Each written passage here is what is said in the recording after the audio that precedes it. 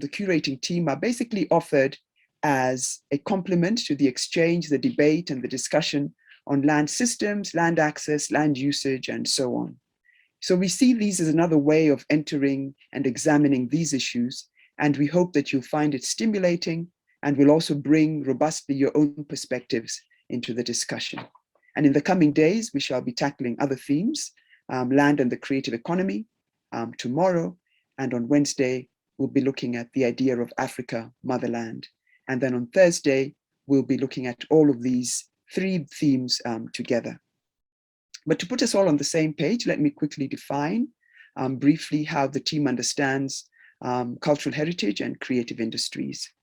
And I'll just share a slide on that. So I'll offer just a brief overview of how African cultural heritage and cultural expression in contemporary life today have a mutual relationship with matters connected to land governance, how land and land resources, of course, are accessed or not, and how they're used. As defined by UNESCO, cultural heritage, in its broad sense, is both a product and a process, which provides society with a wealth of resources that are inherited from the past. We create them in the future, and we hope to pass them on to generations that will come after us. And so heritage, as we know, is not only tangible, but there's also natural heritage and there's intangible heritage. So when we're talking about cultural heritage, we're looking at that way of life, those things that we create in the present, we look at as our heritage of the past, and we hope to convey into the future. But when we speak about the creative industries, I think we're now underscoring, again, using a definition from UNESCO, organized activity that is now focusing on the production or the reproduction of goods and services and activities that are derived from cultural, creative, artistic origins. And here we're looking at value chains, we're looking at livelihoods, we're looking at the commercialization of this in order to create industry and to basically create wealth in the economy. And in joining together, I think, these issues of land, cultural heritage, and creative industries, we are basically recognizing that human communities are symbiotic with land, that the elements of land form not only our bodies, but they also feed and nourish us, and we build our ways of life from them, our culture from them, using these resources for settlements and for all of the things that we make and produce. And the diversity of human cultures that we see, and this diversity is of course particularly rich on the African continent, reflects those adaptations that we have made in terms of the geographies, the social and spatial arrangements, and the ways of eking out a livelihood that lie at the foundation of our identities and our development as African people and communities. So the actors, of course, in the creative and cultural industries do not only make products or provide services, but their creative processes can also interrogate and shed light on these societal issues such as issues of land. So the opportunity that this conference presents to look at issues of land governance through the lens of cultural heritage and creative industries, we think is both important and very exciting, especially as there's a wealth of African artists and African diaspora artists and creatives today who speak to this theme from many different angles. So the images that I have on the screen right now, I hope is one way just to illustrate how heritage sits in one side of our discussion and creative industries sit on the other side of the discussion. It's basically a spectrum. So when you look at these two images on the left, we're looking at Ndebele homestead. These are structures that were traditionally built of earth. They beautified them, of course, traditionally with pigments that were earth-based. But today, there's access to vibrancy of color through modern paints. And we know that this very bold graphic design and decoration of the homestead is a key identity marker of the community. And on the right is the work of a fashion designer from South Africa called Laduma and Nkokolo. He's the founder of a luxury brand, a knitwear brand called Makosa, and he's doing very well indeed. And you can see that his designs and his inspirations draw very much from cultural heritage. And again, the knitwear is made from things that are drawn from land resources, mohair and wool and silk and so on. So as we share with you over the coming days we'll be looking both at heritage or tradition and also more contemporary expressions and creative content coming from artists and those in the diaspora today. So heritage and creative industries. And in the discussions, the curatorial team will actually help us get into questions such as what are we looking at?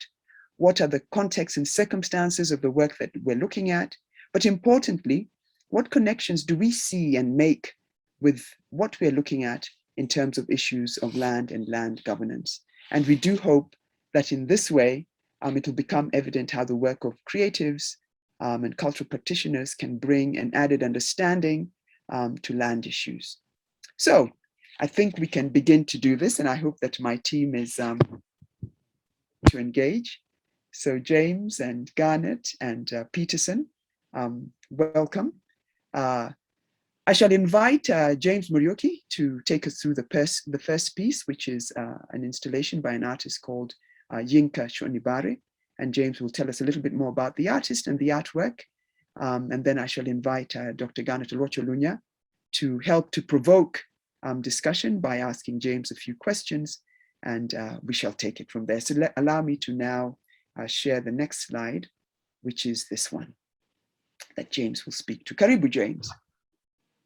Yeah, thank you, Joy, for that introduction, because it really sort of places our discussion right in the center of this conference. And as we go along, of course, we would like to invite as many people as possible to engage in a conversation regarding some of the works that we'll be able to share and some of the thoughts that we have, because it's the only way we can see how sort of multidisciplinary approaches sort of help us discuss same subjects.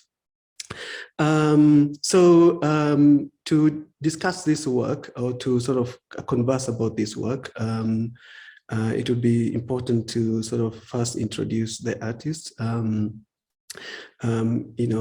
This work was created by the artist Yinka Shonibare, CBE, who is British Nigerian artist who lives in Britain. Yinka grew up in, was born in the UK, but earlier on, when he was about 3, his family moved to Nigeria, and he spent sort of the sort of growing up years there until he was about 17. But to contextualize some of his work, I think it's important to to think about his time in Nigeria. One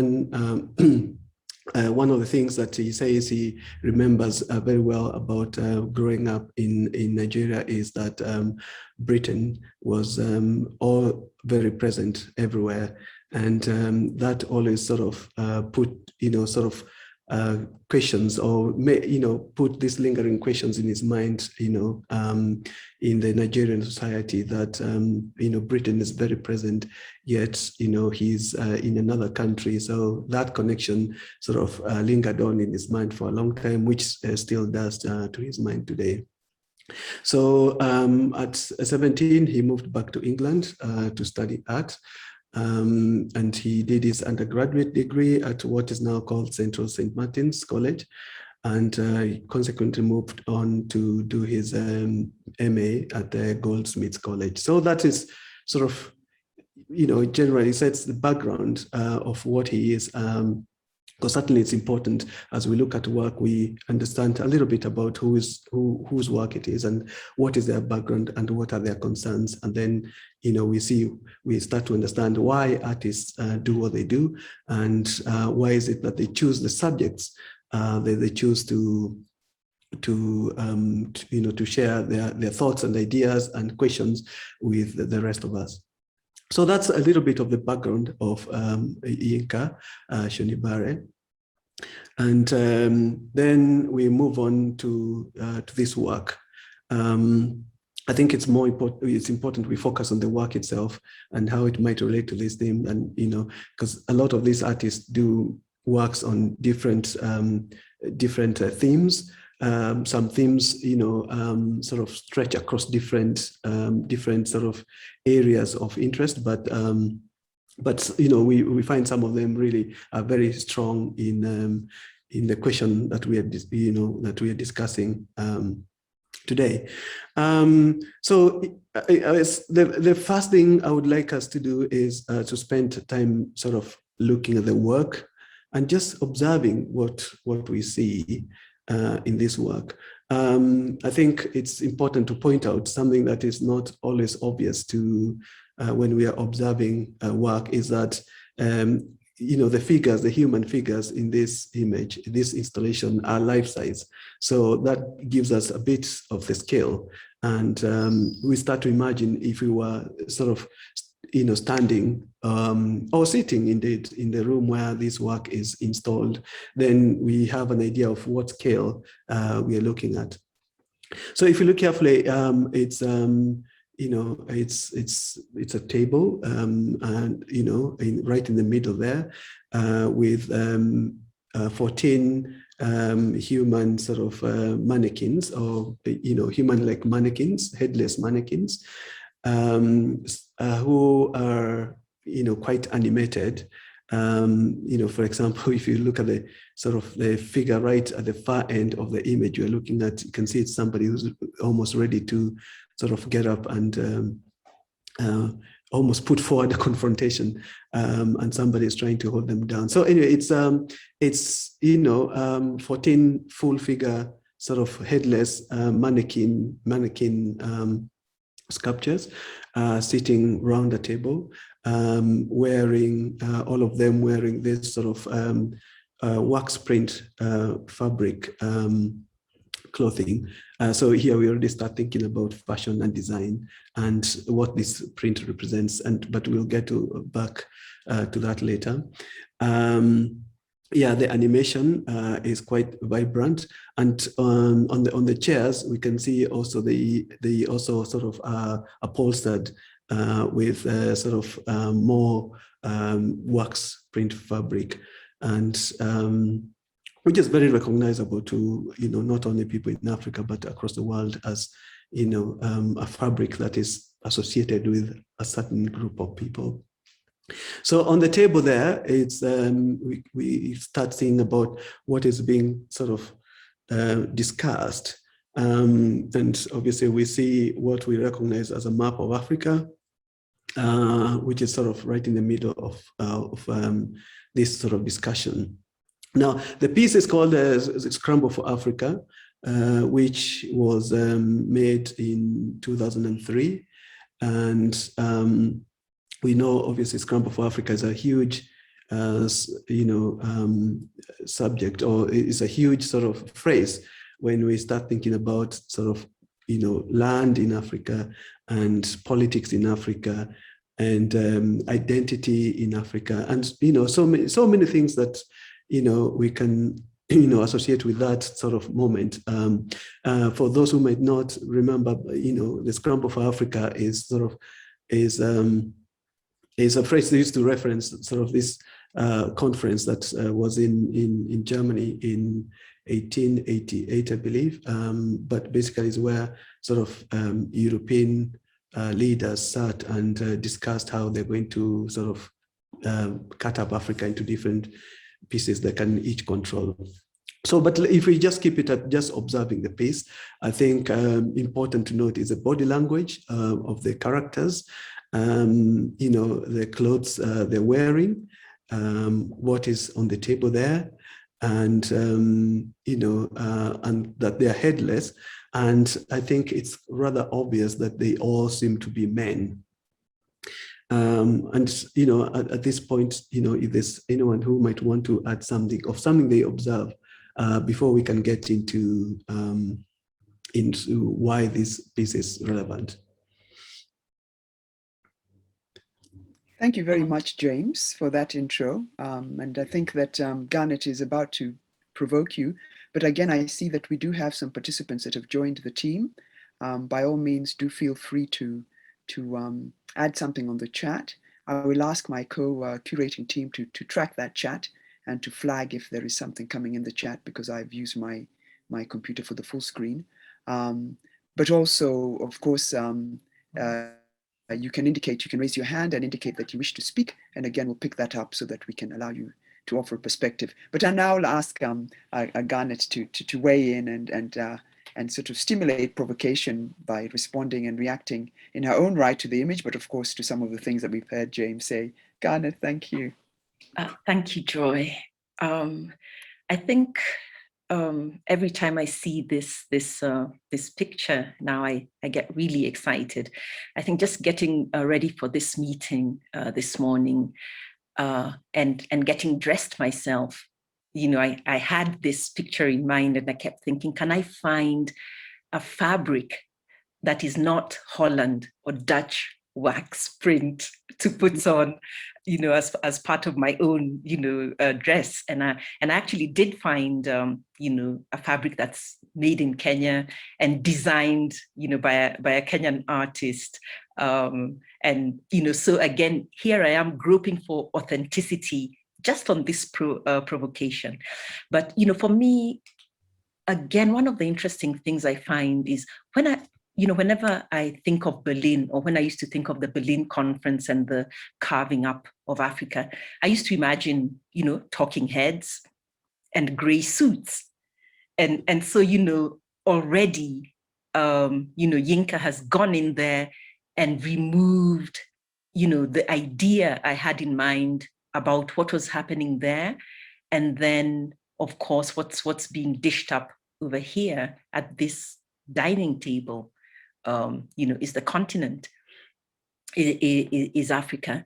And especially today, you know, especially this week, you know, when, you know, once again, the G21 are meeting in Rome and then going to discuss climate change. I think, you know, this picture actually speaks to a lot of, you know, the thinking that goes into the way in which the world is actually, you know, shaped.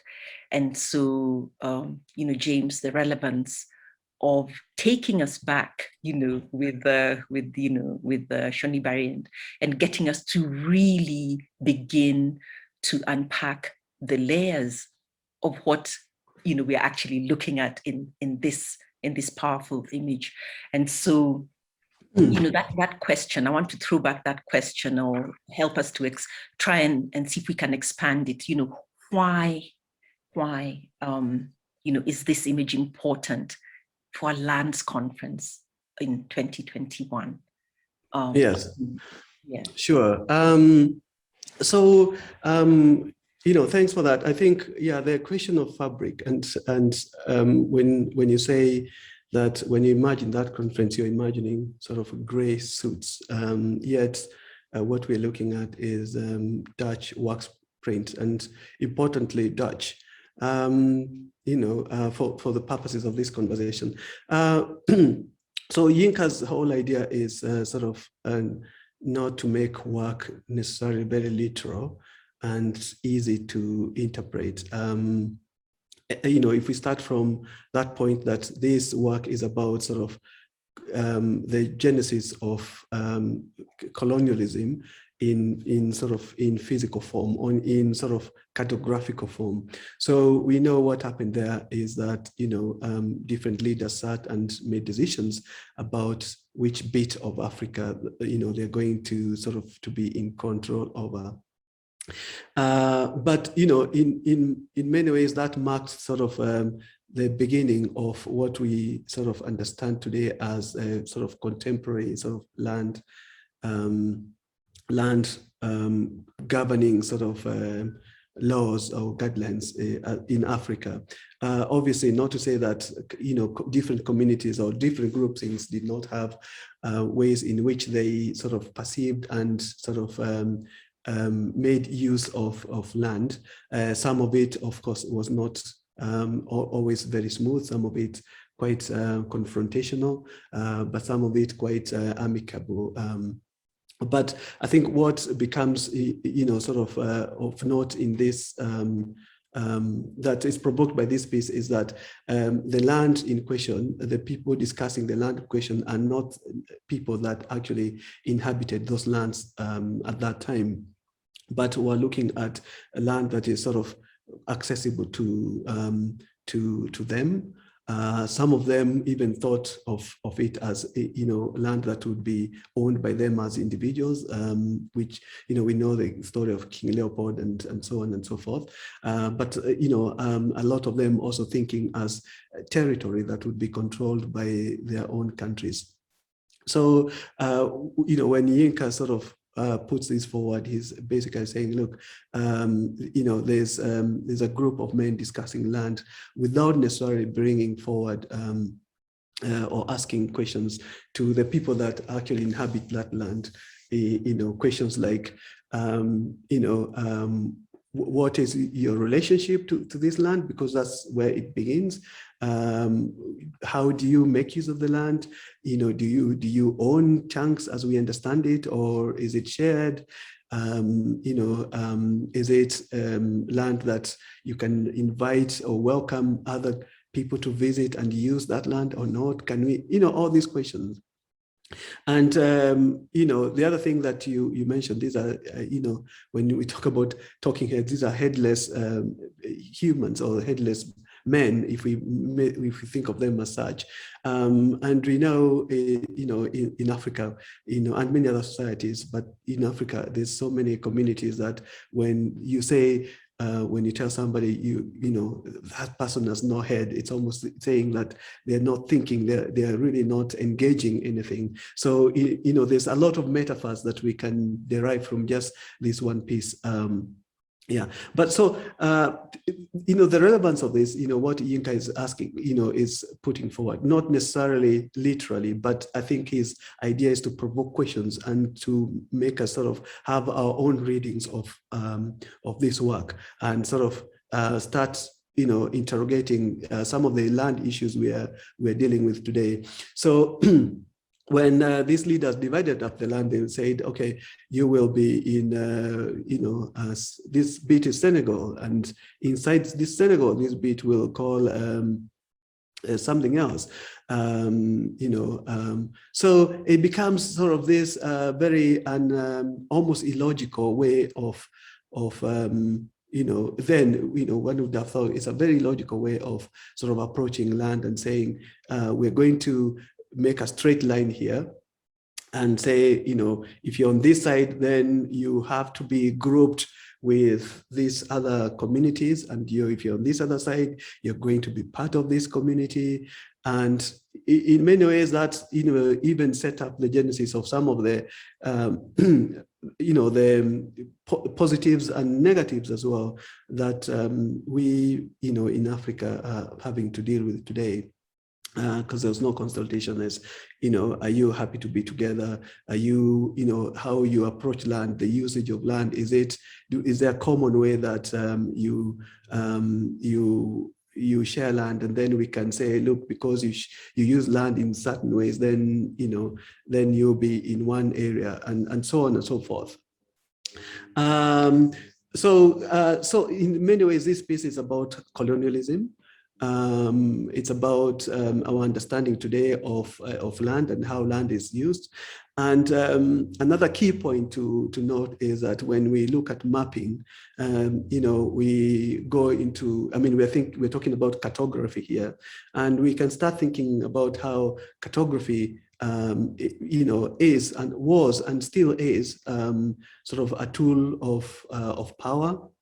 And we know with power comes, a lot of good things, but a lot of negative things, like, in this case, suppression. So, cartography and sort of introducing cartography in the way we understand it today, as opposed to how it may have been understood in the past by in different societies, is saying, look, I'm introducing a new way of relating to land and land matters, which is sort of, cartography as we understand it today. And we are going to use that as the sort of the tool of allocation. And by allocation, it means so many other things. So cartography also is introduced in that sense. The other thing that obviously this piece, or the idea of dividing up land amongst peoples and controlling the subjects is it becomes a system over time. It becomes a system that becomes adopted by sort of the subjects whose land is sort of has been split up, and they sort of adopt almost without sort of understanding or without necessarily growing it organically.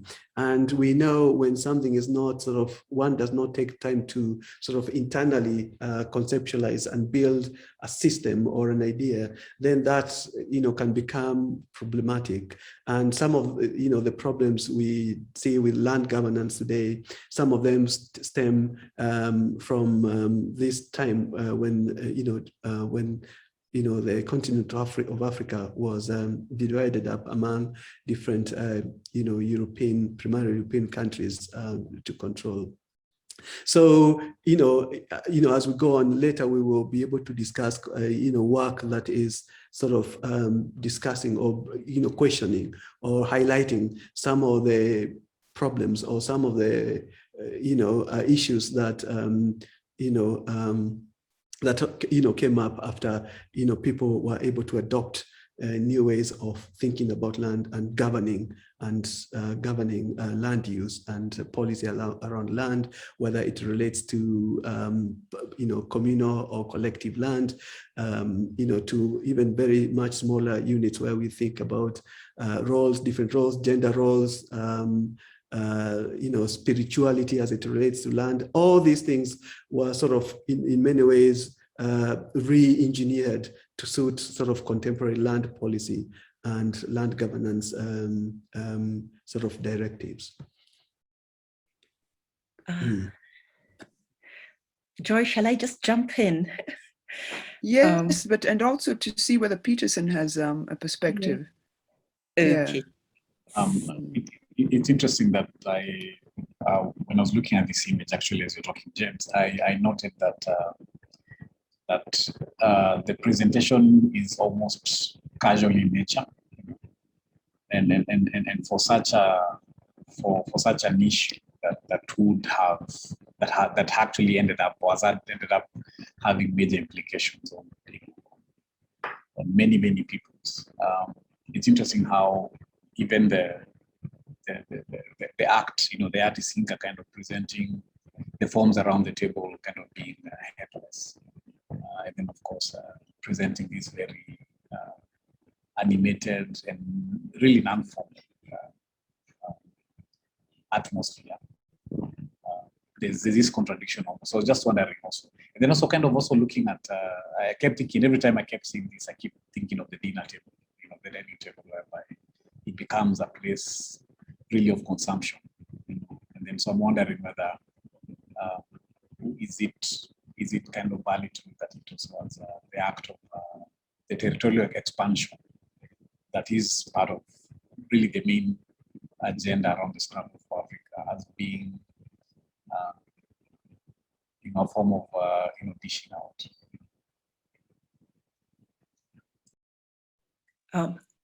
Peterson, even as we think about this whole idea of consumption, there's a very provocative image sitting at the side of my screen of the conference, and it's, I don't know if you can all see it, it's a series of flags. And I was just listening to James and feeling provoked by that whole carving up. And now we are all represented by this waving piece of fabric. And so I'm bringing it back to what probably Shonibare was thinking, putting these mannequins, of course 19th century, so in Victorian dress, but it's cut in Victorian style, but really it is African dress, and therefore that whole idea of culture itself, because we've been having a lot of discussion in Kenya in particular around African dress. What is it that defines us? on the outside. And looking at these people at that dining table, partaking, as Peterson is saying, of the continent, but identifying already. And then we come in much later on and willfully, take on the same dress made out there, but imported back to us, of course, really expensively, and, continuing a thing that started, like this. And so for me, I think the provocation is painful. Just looking at it, it's very painful, but, and it goes really deep, because even at the point of my own identity, already I am somebody else, somebody that has been created or suggested, somewhere by something else. That they will carve up the country, but they will also give me a way to think about myself within that. And I think I remember reading about the artist, and James, you told us that when he was 17, he went, to the UK. And I think, of course, one of the things that happened to him there was he was asked, why don't you draw from your culture? And I think this is a question Africans get asked a lot, why don't you draw from your culture when you have been so colonized that you really, that line between, what is your culture and what is the new culture, the post-colonial culture, how do you then separate the two and say that, this is where I begin and end, and then this is where the influence begins and ends. And I think this is, part of his exploration in trying to understand, where that separation actually is. And so for me, just looking at it and thinking, all these men deciding our fate. And of course now, like I said, you bring it into the present, and yes, there are a few women now, at the table, also deciding our fate. Because I mean, being a woman, I know for the longest time I thought once women get there, this story is going to change, because we tend to, to imagine that women are more compassionate, or they've got a clearer vision, around humanity. And yet, at that, whether it's a G21 table or a Western table, the conversation remains largely the same regarding Africa. So I think it's great, Garnet, that you mention, or you bring forward the question of things repeating themselves, because I think when Yinka was creating this piece, the other thing that he was thinking about was American imperialism, and sort of the need for the West to extract primarily resource material from the continent of Africa's things such as oil or other sort of precious metals. So he was thinking about that. And obviously, the wax print, in the late 19th century was not, in Africa yet. Yet he brings that forward. Sort of, in many ways, he's using sort of very contemporary elements to speak about, sort of this never sort of ending sort of questions of land use and the questions of resources today. So whether it's what's happening in Congo in the last 30, 40, 50 years, to what was happening in Angola, to also, so these are sort of issues of land use that are still very present today. And we see, in many ways, he's saying sort of the person with sort of who is wielding sort of wealth or power, in many ways is making these decisions. Even if this person, is not, is not even sort of conversant with the people that are in using the land already before they go in and sort of start extracting. He's saying, look, the people with power, or the people wielding power, the people at the table, the people at decision making, where the core decisions are deemed to be made, are the ones sort of driving our understanding, or our sort of present, and no doubt the futures as well. So so this sort of arbitrary division of Africa is something that we can think about in its place in Berlin in the 1884, 1885 to today, when it's probably not sort of the so-called Western leaders that may be carrying that narrative, but even sort of our own sort of African leaders are perhaps the ones sitting at the table now, making these decisions about, not necessarily about cutting up the land into countries, but perhaps today it's corporations. Perhaps today is large companies that sort of hold the place where in the late 18th century sort of some of these dominant sort of European countries were holding. So we have to, in many ways, we have in many ways to think about not only what happened in the late 19th century, but also what has happened since then to today, and what is happening today, and perhaps what are the things that are happening today, what can we observe today that may go on and influence our futures. Yes, Garnet, you mentioned about women now sitting at the table as well. And James, I wanted to jump in and just see whether any of the participants have something to say, because I know that we are sharing quite a bit, and I know that there's just a few of us in the room. But please, I see that Garnet has tried to elicit some reaction. But do tell us what you're hearing from the curators, and also what you're thinking as you look at this image yourself as well. Mm-hmm. Yeah, Joy. I was just thinking as I listened to James, before Chinua Achebe, the Nigerian writer, died a few years ago, he wrote a book called There Was a Country. And in it, he refers back to Biafra, which was one of the major, internal or civil wars for secession, almost at the moment of independence.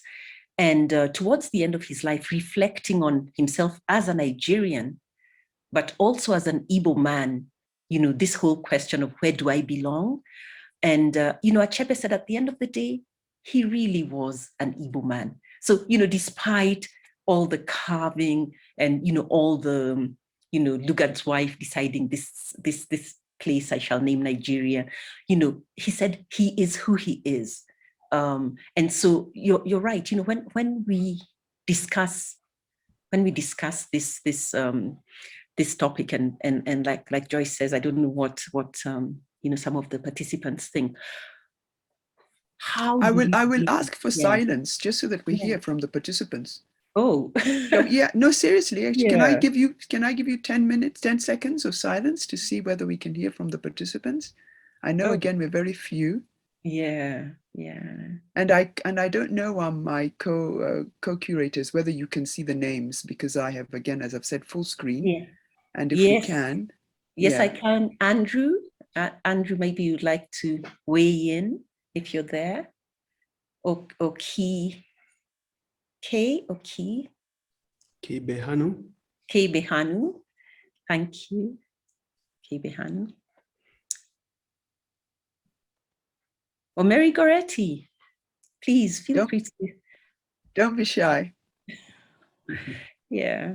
What are your thoughts? Because sometimes we think that these pieces are esoteric and difficult, but the idea is to try and provoke collective discussion and thinking just through the reminiscences of course, the team first, the curatorial team.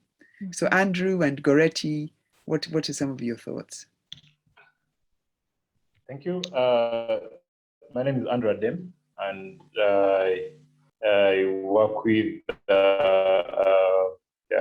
small-scale farmers, and we do a lot of work around land.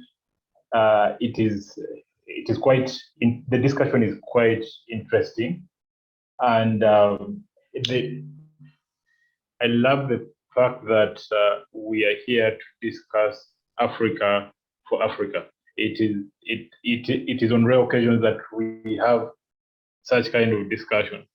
And for me, my takeaway point here is how we are lost in what, in quotes, I would call the new Africa. The things that are being created by other people who are coming in, and then we easily adopt them into our original cultures. I've seen this, and we have had this discussion about the way marriages used to happen, like the celebrations, and the way the celebrations happen right now, the way we used to dress, and the way we are dressing up right now. And the thing is, this culture is like each generation plays a part in making it disappear. Like so it disappears without us actually knowing. And I love the way we are relating this to land, because when new things come in, they easily become normal for that particular generation. And then in the other generation, they say, oh, no, this is now part of us. But in actions, if you ask your great-great-grandfather, you will feel like, no, this is not part of us, what you're talking about right now. So it is quite an interesting angle. I must confess, it's my first time to start a land discussion in this angle. And I really think that it has been an eye-opener for me, mostly when we relate cultures to land. And for the case of Uganda, for some of us who may not be so familiar, land is like a part of culture. If you go to every region, they talk about land differently. Yeah, some people trust land with kings. Other people, land is supposed to be of a certain clan. Other people, like land is like part of our culture. But the more we change the culture, the more control over land is also going away from our hands as well. Thank you very much. Thank you, Andrew. That's, I think, a wonderful, insightful also perspective that you're bringing in terms of how we normalize, but also how very much connected land is, as you're explaining in the Ugandan context, to culture, to who we are and the way that we live. Thank you, Goretti, and anybody else in the room? Another perspective.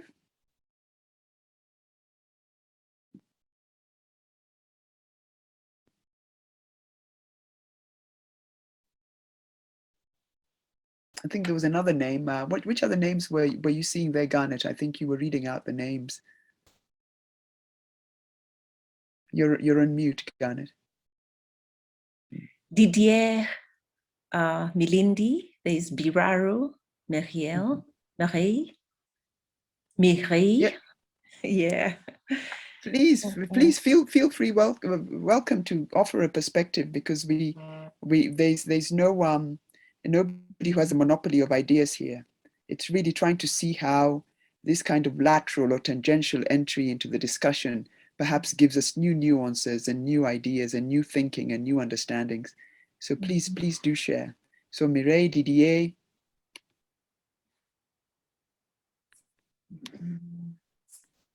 Oh, sorry, let me go back. Yeah.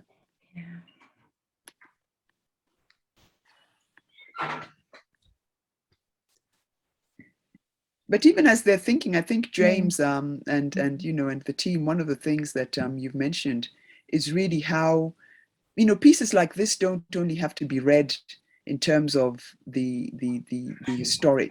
It's also in terms of the present. And indeed, we are still carving out the continent. I mean, the most recent nation is Southern Sudan. We still have serious conflicts, boundaries with Morocco and Western Sahara. On the East African coast, Kenya is fighting over the water with Somalia. And of course, we know that these boundaries have been contested and have resulted in a lot of human migration, refugees, and so on. So the carving the carving continues, perhaps not at the same scale, but the carving is not finished.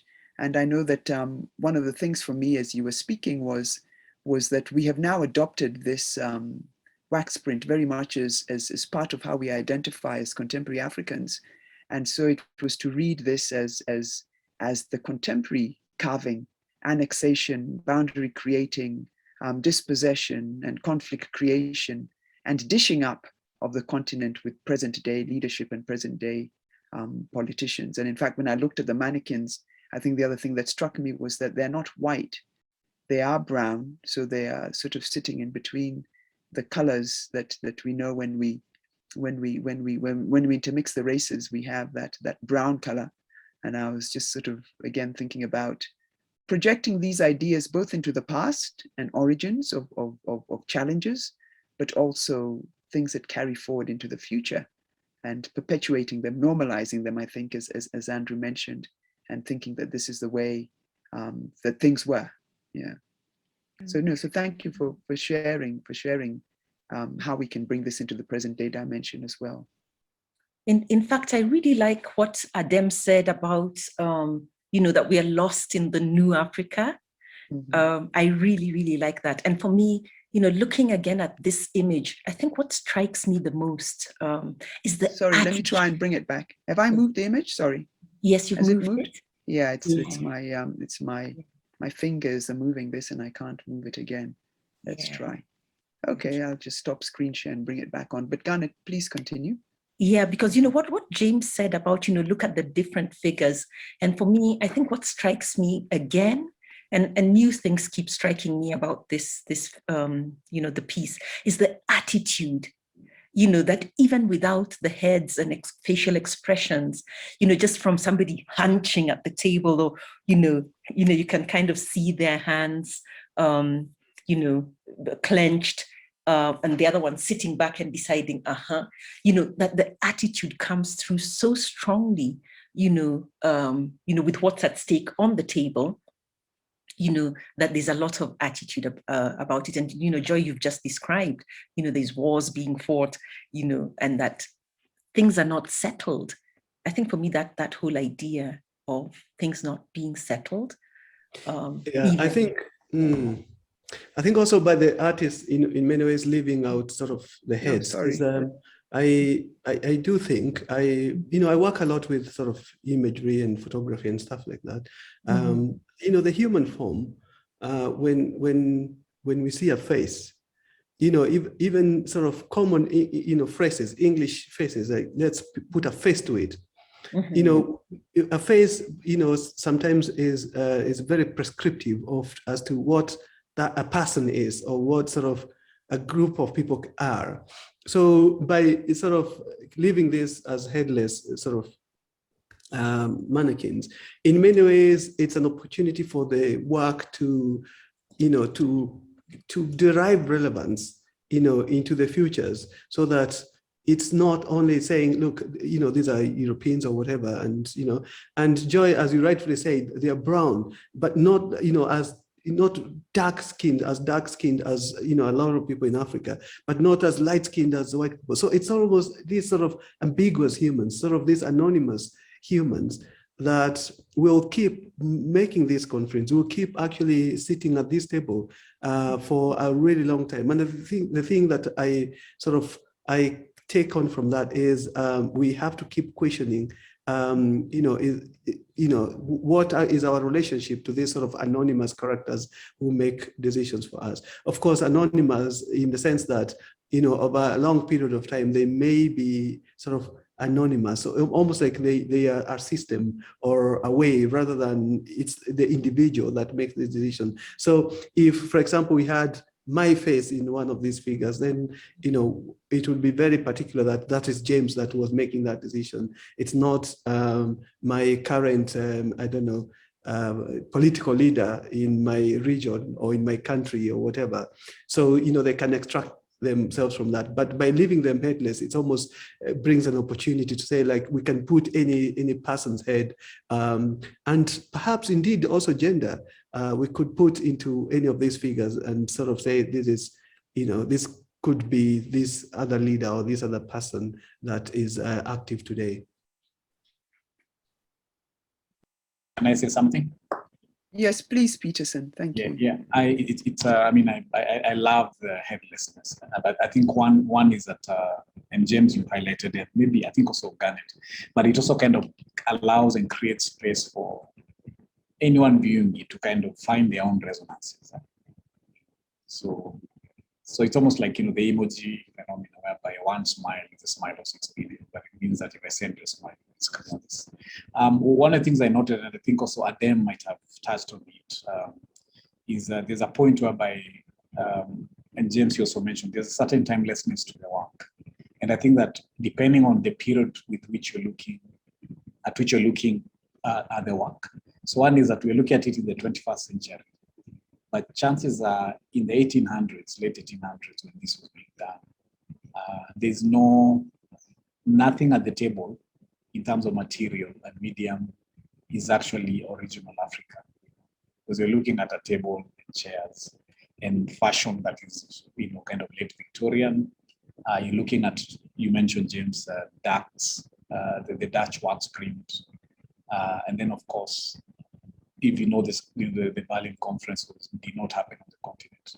But then looking at it in the 21st century, the optics of the work itself is the first thing I'll think of is Africa because of the costume and the patterns. But then if you go back into time, you realize that at some point, there's really 100% nothing apart from the issue that's being discussed in terms of material, in terms of substance. That you'd say has come from this continent. But looking at it now, we claim the patterns to be ours. And we claim the map to be our map. We did not draw it. So, yeah. No, thank you. Thank you. So I hope that we've come to 11 and we are going to just shift images and shift pace for the next hour.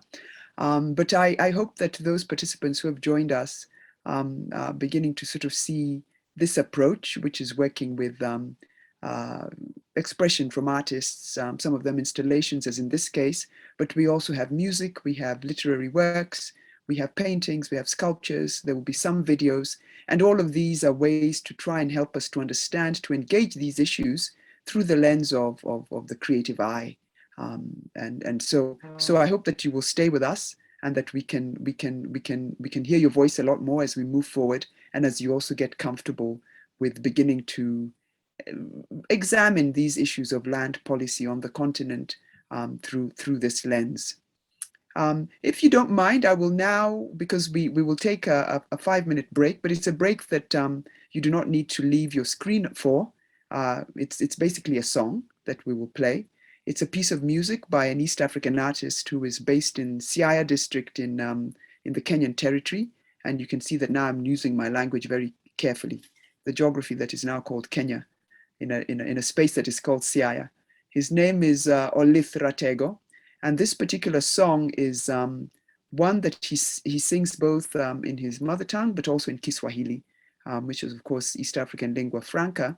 And it's a song that is asking why it is that young people, the young generation in particular, are snubbing the idea of going back to the land, tilling the land, and working on the land, and seeing the land really as a foundational resource for ourselves, whether we are people of the past or people of today. So the song is called Twende Shamba.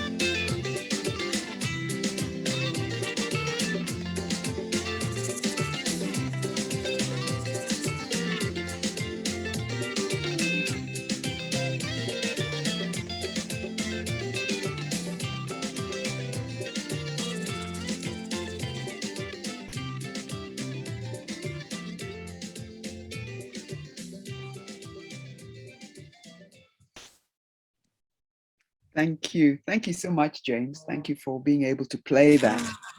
Yeah. Okay, I'm just getting a message from the IT, I think, asking whether we are okay. I'll just indicate that we are fine so far. Yeah. Yes. Oh, good, good, good. All right. So wonderful. So we want to go into the second half, which is really takes us up to noon, and then we this is all recorded, so everybody has a chance to look at it again after hours from 6 o'clock. We'll just put these back on the channel now as downloaded recordings that you can hopefully look at with some of your colleagues and enjoy the discussion. You can pause it, you can think about it as well, and we hope that that is the way that it will be used. But now we want to move on to again looking at these issues, land right, land governance, through literature, through the lens of literature. I will screen share a slide that our colleague Garnet will support us in taking us through a poem. Can we see this? I think we can see this, and then I can make it a full slide. I hope that that is clear. Garnet, you can see this? Yes, yes, thank you. So I'll ask Garnet to tell us a little bit about the author, who is Sitawa Namwalie. She's a writer, a poet. And then there is a small excerpt from a poem that Garnet will read for us. And again, let's feel free to comment, to see what it provokes in us in relation to the question of land rights and land governance. So just to recap, you know, James sort of allowed us to enter the conversation from a kind of a macro meta view, where we were looking at the idea of Western imperialism, the scramble for Africa, the carving up of the continent. And we had some discussions around how, of course, the piece is timeless, and we can still read it as challenges that we know still face us today. And here is this piece from Sitawa Namwalie that again speaks to the same issues, but Garnet will take us through it. Garnet, thank you. Yeah, thank you, Joy, and welcome everybody to this session. Now, Cut Off My Tongue is, you know, you can see this is the book cover. This came out of a series of performances by the same name. And these were, you know, created by Sitawa Namwalie, whose original name's actually Betty Wamalwa Muraguri. And this book of poetry actually came out of her journey, you know, as she says, to discover herself. She was interested in how Africans define themselves in today's world.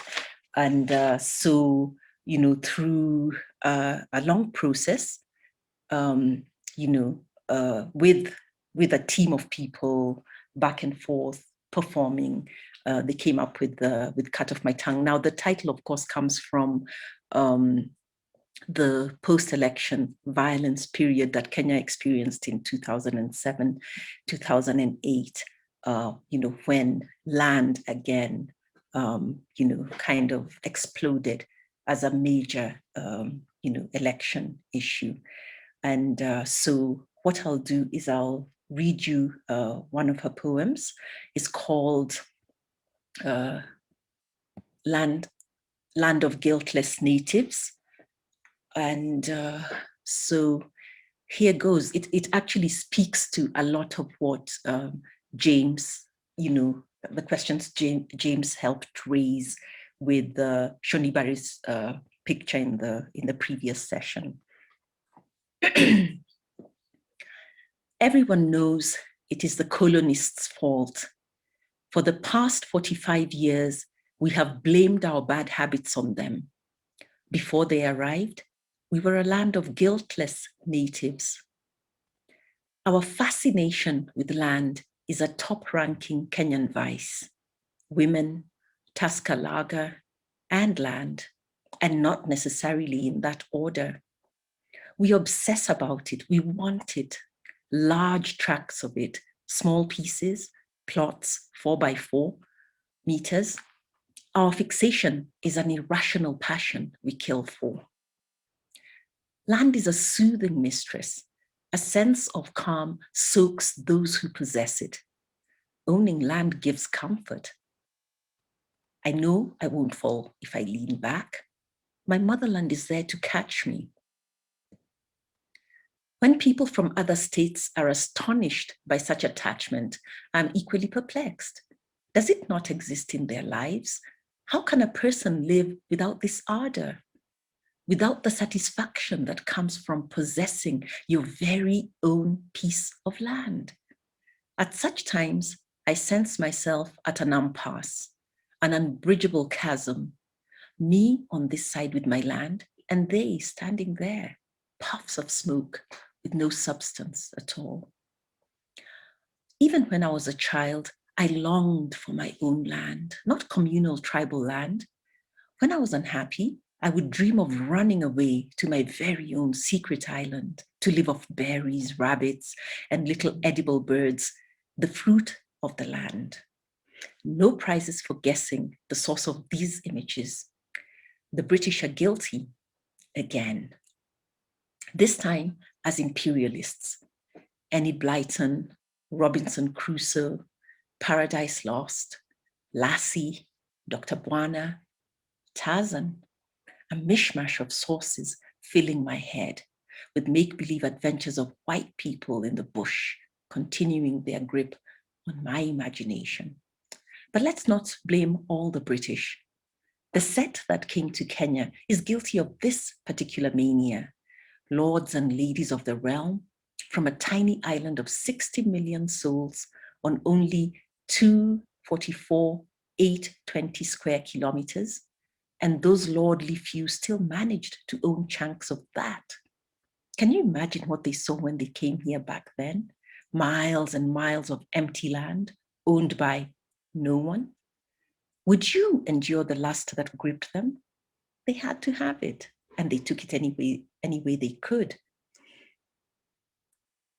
purchasing it from owners who did not possess it, throwing around currency that meant everything over there, little over here, gunning down and yielding resistance, and conjuring up flocks of compliant, faithful, righteous. They carved out chunks of that empty land, 100,000 hectares for this lord, 200,000 hectares for that lord. To 4 of them, land the size of their original small isle. They came and stayed 120 years, enough time to infect us all with the contagion. Like HIV, they passed on their obsession. We got most of our land back at independence, but discovered, sadly, not much of it was any good. At least that's what we were told in school, what was written in our books, what our government officers repeated in boardrooms across the country, what we came to believe. Too little good land chased by 30 million people growing. That's why we kill for it.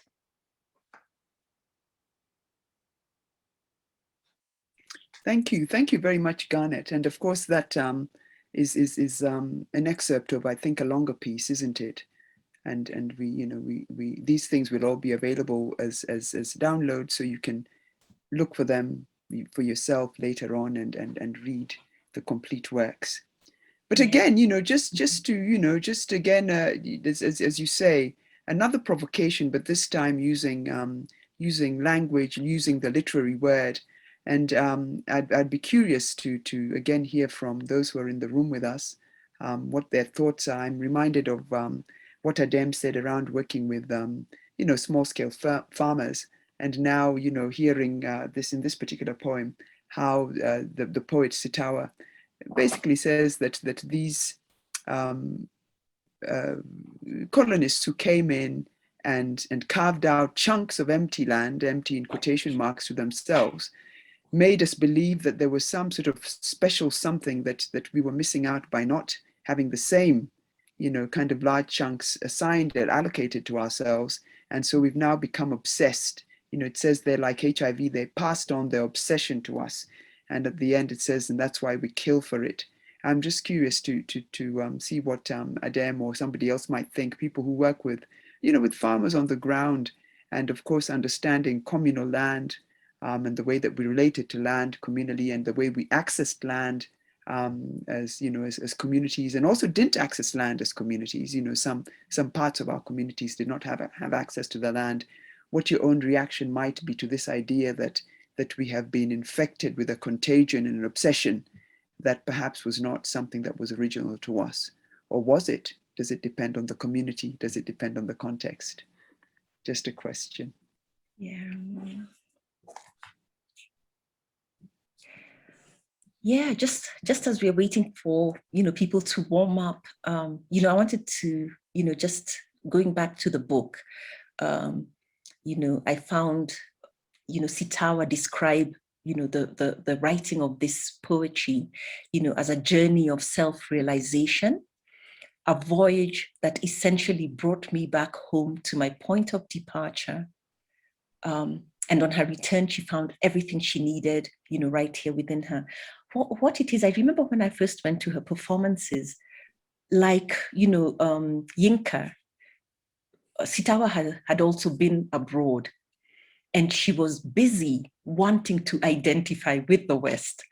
And then she said, the West slapped her in the face and reminded her or asked her about where she came from. And that is when she actually started, thinking, where do I come from? And I think, I don't know if we will go back to our system of education that can actually create people that have a Western sense of identity until you meet the West. And then, suddenly you're thrown back. And, the land became one of those places, because for her, she said, land, or the idea of it was that there was the rural place where you belonged, but, where you actually did not live, where your parents themselves did not live, but, to which they referred to and went to visit occasionally. And then there was where you lived, which was in the city. And, so already that whole idea of identity around place, around land, around separation. And that is what actually led her to begin to write, this kind of poetry. And like she said, very, very late in life, she almost missed, this opportunity of reflection, because of the way in which we live, just eking out a living, just getting on with things without really thinking through what the things mean. Yeah. But James. I'm just thinking about, the title of this poem is Land of Guiltless Natives. And in many ways, like you were saying there, Garnett, when the question of where do you come from, the definition of where she comes from is not directly linked to what Joy called earlier, a land or a space called Kenya or I don't know, Burkina Faso or whatever. But in many ways, it's a land. It's the land becomes sort of the container, the carrier of identity, so that when we think of the title of this poem, it's this piece of land where there's people living in it, natives, or many other words that can be apportioned to a group of people living in a space. But the notion of land being sort of the container of people's identity, their cultures, their thoughts, their spirituality, their crimes, their sins, their positives, their everything. There's the source of nourishment, both spiritually and physically. So land becomes this sort of container. Yet, that land, has gone through so much exchange of control, who controls this bit and who controls that bit. And the container is so funny that it's one continuous sort of mass, yet we draw a line and we say from here to that side you're contained as one unit. And, and obviously Sitawa says, some people will express this as this, the colonialists are guilty of creating this mess, of, saying that the container ends here, sometimes very arbitrarily. There's no natural sort of phenomena to express that sort of border between one sort of containment, if we may call it that, and another containment. Yet, there has been a lot of sort of need for, say, Pan-Africanist sort of thought that we cannot sort of cut this container into compartments. It could become one sort of container that carries the identity of a people. And what happens in that, piece of land, this container is where, we can discuss all these other things, Tascalagas and, all sorts of things, or, farming, like Adem said earlier, or something else. So this is something sort of I pick very strongly from this poem. I think also conceptual, because Sitawa is really, really concerned with, that fragmentation that's actually, occurred in her own perception of her identity. In fact, I think a few years after she wrote this, she wrote another poem called "We Leave Our House to Go Home," which can be understood in that conceptual way of belonging, that sense of the urban and the rural, that kind of division that you're talking about. And so for her, she said, as children, they couldn't understand why they're locking up where they live every day, and their parents are saying we're going home, because for them this house where they live every day is home. So what do you mean when you say we're going there, where we go like once every 2 years to visit that grandmother who, okay, she happens to be your mother, but we actually see her very rarely. We know she exists over there. And so there's that conceptual almost crack or fragmentation. And so that is what she's groping towards, even as there's that physicality. And for us, actually, very, very clearly expressed right now, when we have, like, Kipia is in the news in Kenya. Actually, it's been in the news for the last month because of the clashes there over land. And, again, this whole idea that she expressed in her poem published in 2008, but still in 2021, that idea that 4 people own a country, within a country, is still persisting with us, So so there's 2 levels, that she is looking at: the physical, level of the land, and then the conceptual, what happens to us when this fragmentation occurs vis-a-vis our relationship to that very physical thing called land. No, good. And let me try to jump in now and bring in the audience again. Mm-hmm. I see greetings coming in from Haimanut in Ethiopia. Welcome. And please, if you have a comment and a reflection to make, by all means, do make them. So please feel welcome. Let's hear your voice. Mm-hmm. Yeah. Is there a comment from somebody in the chat or in the audience?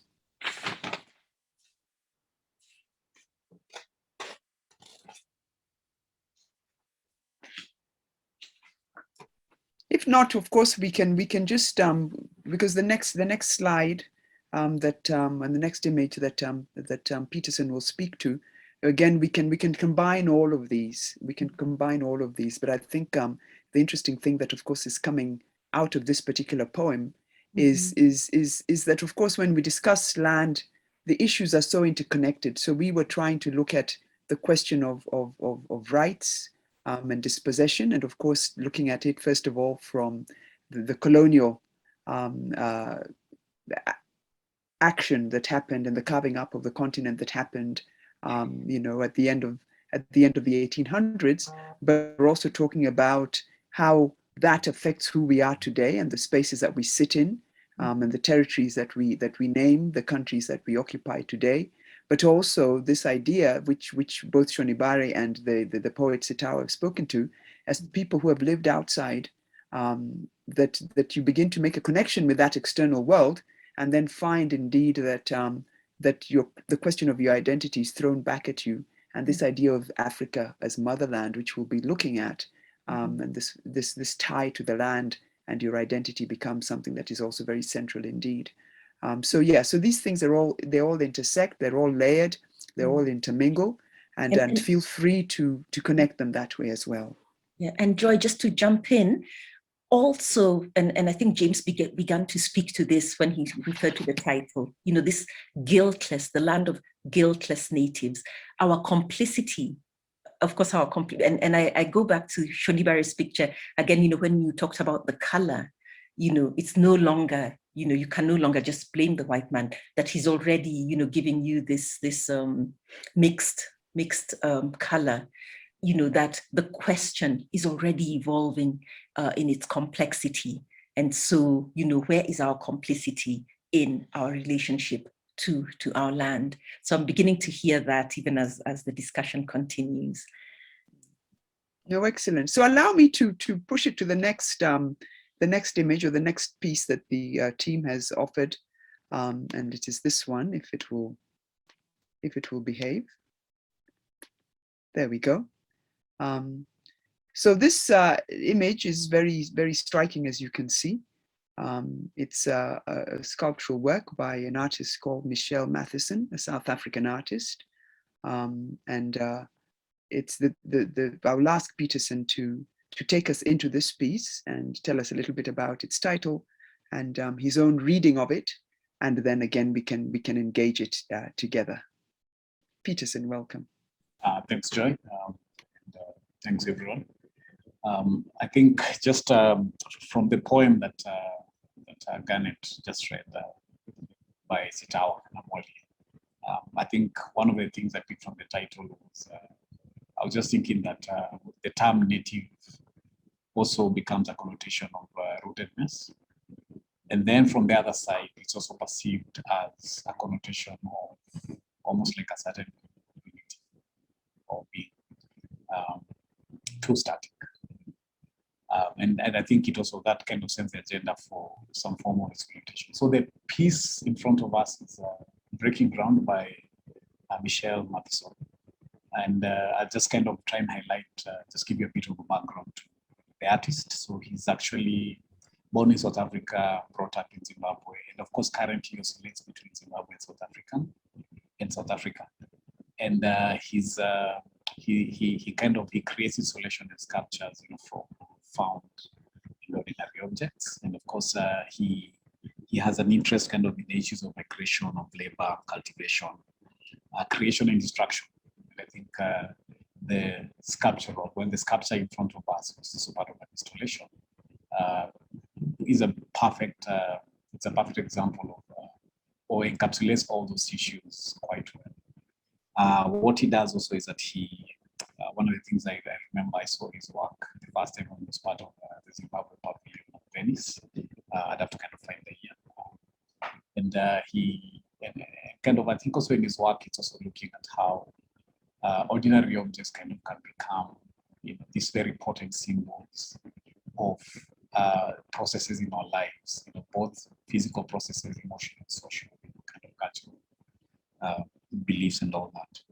And what he's done is that in a lot of his work, I think he kind of also does repurpose, farming implements. Like there's a piece where he's used spades, for example, to kind of also continue, kind of setting and kind of laying bare some of the issues that he's addressing. So in Breaking Ground, when I saw this piece the first time, one is it's a piece that both has a similarity to it in terms of we have one particular object, and then of course a gravel at the bottom. So the object in this case being the pickaxe, and the pickaxe, as wood kind of is an implementable tool that is used to kind of break open very hard ground.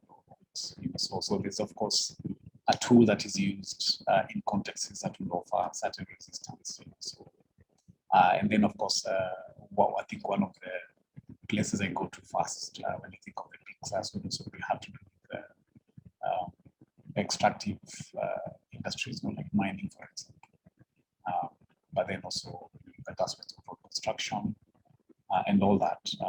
So there's that. The other thing also is that he also kind of has a ballast or gravel as part of the piece itself, and kind of which kind of creates this connection between the object, the tool, and of course its contact point, which would be where the ground kind of is broken.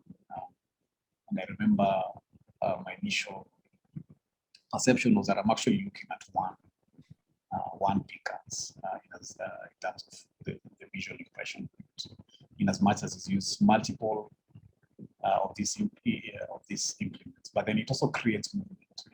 One of the things that also connects very well with picker space is that there's an animation of sorts, so that if I was making an animation, this would be points within the movement, from above your head to where it hits the ground. So, and then also it's also one particular piece that has no human presence, but then kind of speaks to human activity. So whereby as you look at it, you get the sense that this is within the context of somebody wielding it. The other thing also is that I was also looking at how it is a tool that is also used to kind of create impression in the ground. So in a way, it's a tool that is used to make marks. So, and it's interesting how that within the context of his work, kind of, I think there's a particular statement whereby somebody was saying that he addresses, kind of the often harsh, tragic, dynamic, and enriching experiences in life of the Bible Mozambique, and of course, in part of the Southern African conversation, and Matheson focusing on the importance of agricultural within rural life. The other thing also kept looking at when I saw this piece was also kind of just the awareness that there's a certain permanence that comes about as a result of the marks made by these two. And then I think one of the things that I was also considering is the marks made by the pickers in the act of breaking the ground, becoming not only testaments, by those who are actively involved in the ground, but then the marks also become memories, and they become memories for those who come after, so that there is a movement across time in regards to the act of breaking ground. The other thing also is also kind of seeing how the act of breaking is extractive. I mentioned that in terms of the industries that will be applied. And it can also be an act of destruction, the act of where I think one of the things about the word breaking is that it connotes kind of aspect of shock, strain, and major resistance. So there's almost that uncertain condensation of sorts. And then I think also part of it is also there's also the other side of it whereby we break ground to lay certain foundations. So for a farmer, for example, the act of breaking ground is one that enables, for example, a new season in preparation for planting, and then of course, working towards the next crop. That it creates a transition between the end of something and the beginning of another.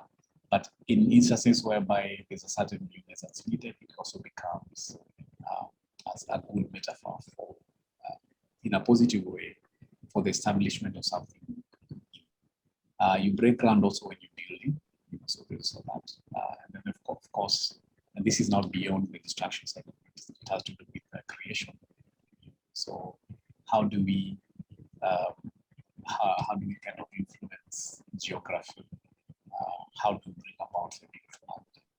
And pickaxe kind of becomes that. So I think there are multiple layers of symbolism that are embedded into this work.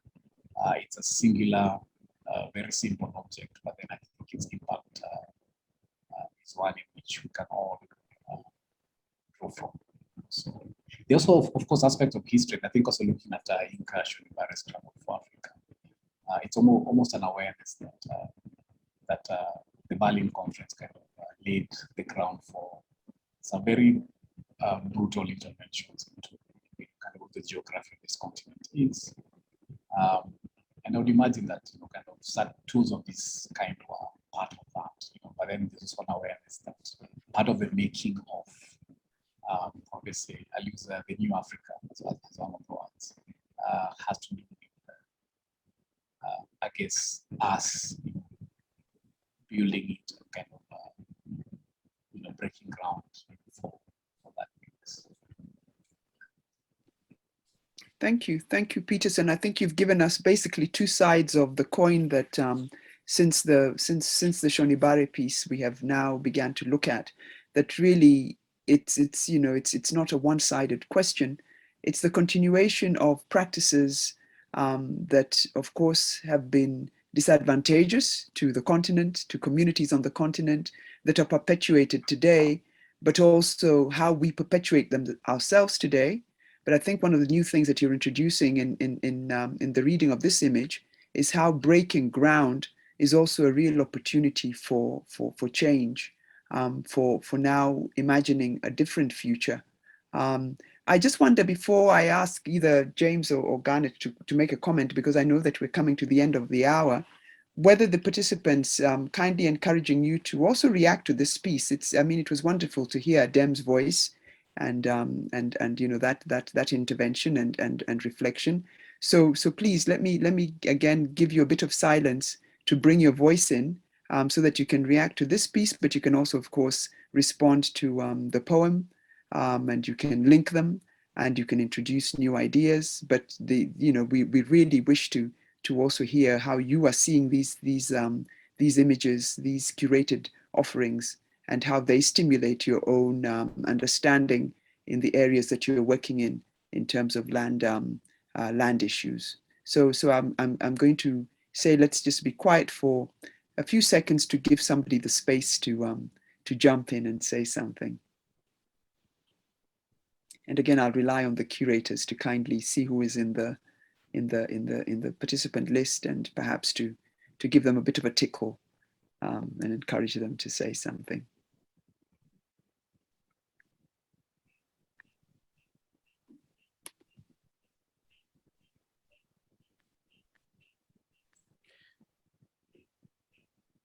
Yeah, I'm just yeah. James, you can see who's in the. You can see somebody. Yes, I can see who's there. I've got Mary Goretti, Akinyi, Ibrahim Hussein. Mary Goretti, you might have sort of, if you have any thoughts, please, or feedback. It doesn't have to be, read in a very specific way. Just sort of fast reactions that you see by looking at this piece. Then we can engage that as an entry point to your thoughts and your sort of engagement with this work, or indeed the poems and the work that we presented earlier.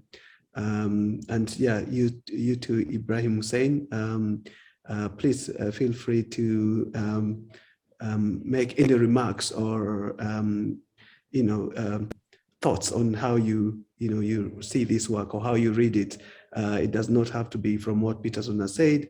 Could be from a very different perspective, and then we can engage from that. Yeah, so please feel free to please let us hear your thoughts or yes, impressions. good morning. Good morning, Ibrahim. Good morning. Yeah, nice to join this program. I'm a student of University of Pretoria.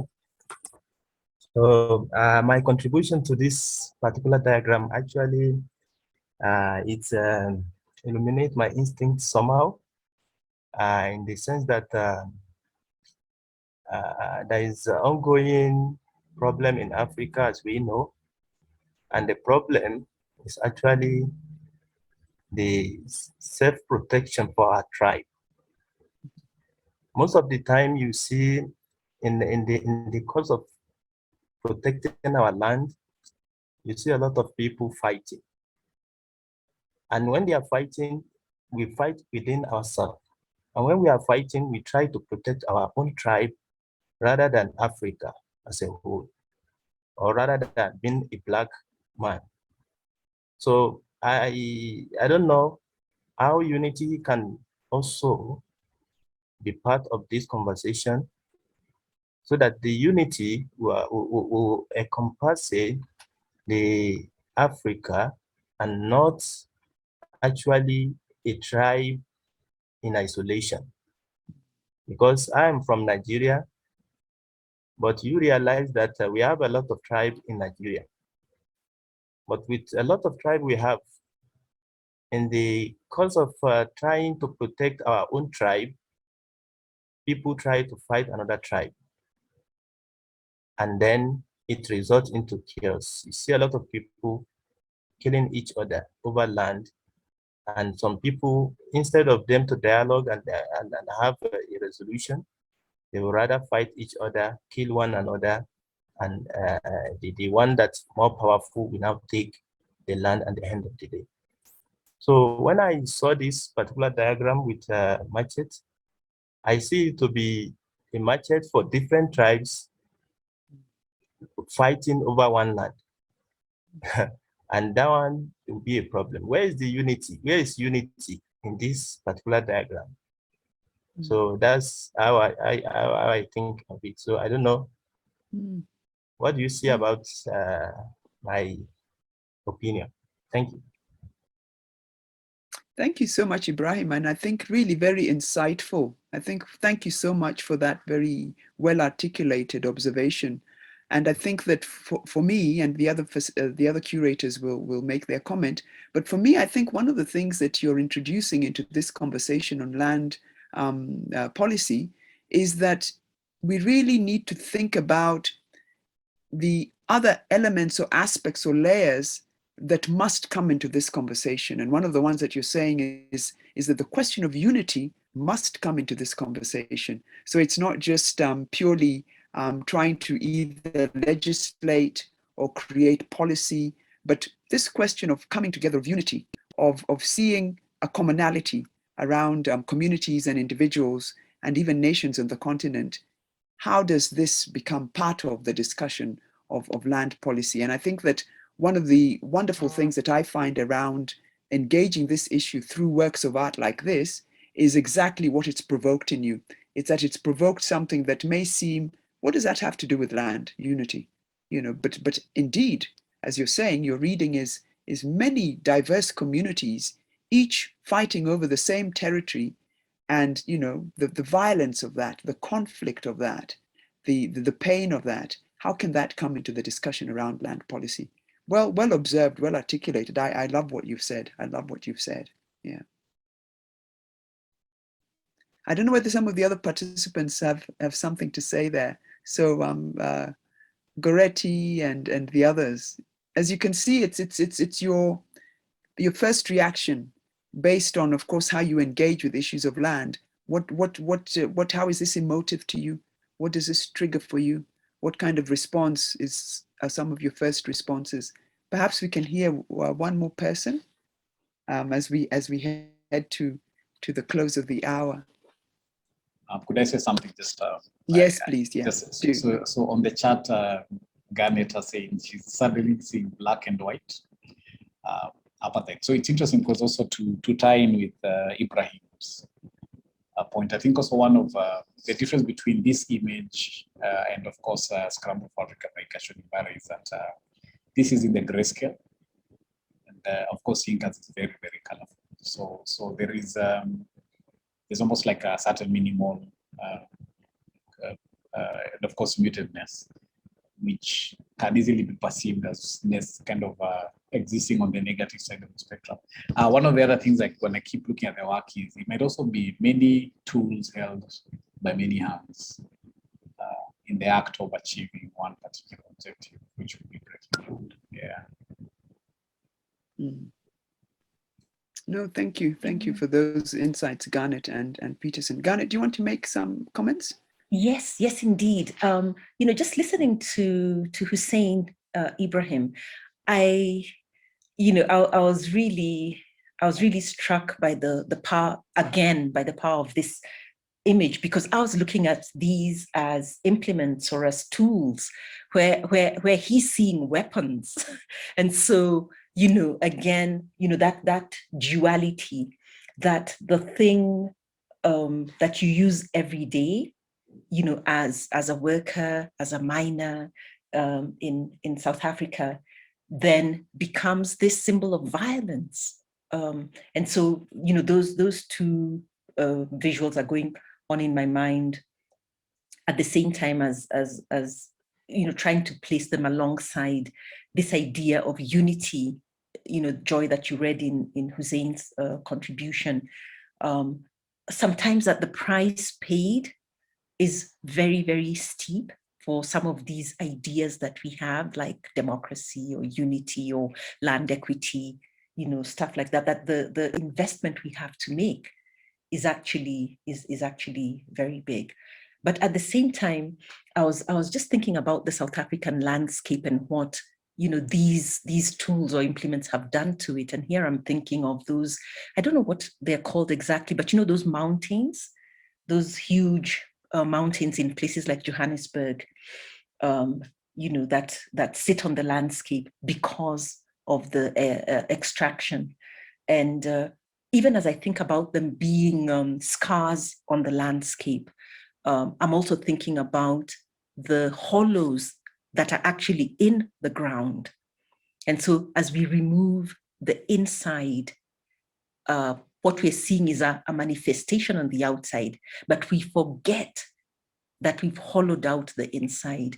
And so for me, this is also speaking to that, you know, to that violence or injury that we are actually doing, you know, to the continent and to the land, and what that will actually mean, you know, because we talk about climate change, which is, you know, the ephemeral whatever, but that actual physicality, the changing of that geography, what are we doing over there? And so for me, this, you know, looking at just the little chips, you know, on in this picture, you know, the stuff that's produced by these pickaxes, that again is invoking those huge, you know, mountains, those land mountains, in the places where you find this going on. Thank you, Garnet. And indeed, we come to the hour, and I know that, of course, everybody is keen to try and join different conversations. So I will ask James whether he has any brief remarks to make, because you haven't made any remarks on this particular image, if you do have any. And then I will just wrap up so that we can close this particular session, and to just remind people, of course, after that, that we will be back at 1:30. James, do you have any remarks to make in sum? Yes, very quickly. I was thinking about what Hussein brought up, the idea of conflict, and sort of what Garnet had added on when she was describing this act as something that actually instills a transformation into the landscape, which sort of, in a way, is very symbolic of what conflict is. And even expanding on that is what, when Peterson was presenting the piece, said that this is a very repetitive act, because you see, this is one sort of one pickaxe that repeats the action so many times. And, you know, the illustration here is it happens so many times that it's actually on gravel, which is, we know what gravel is. It's such a hard material. So it's quite severe conflict. Yet, you know, on a larger sort of picture, or, you know, conceptual picture, what Ibrahim is asking, okay, with the, you know, this conflict, is it possible to put that on the side and sort of find some kind of unity? You know, we stop fighting the small, you know, in small bits among ourselves, and sort of find unity, a unity that is put together or is sort of bounded together by this mass of land that we call Africa. And, you know, we can speak about mass, we can speak about what that means in, you know, in other things. But, you know, so that is what I take from sort of the different conversations I'm hearing, is how do we then sort of shift this sort of action into much softer, much more positive, much more wanted action that brings us all together. Thank you. Thank you. And folks, on that note, I will say thank you to all of the participants who've joined us since the morning.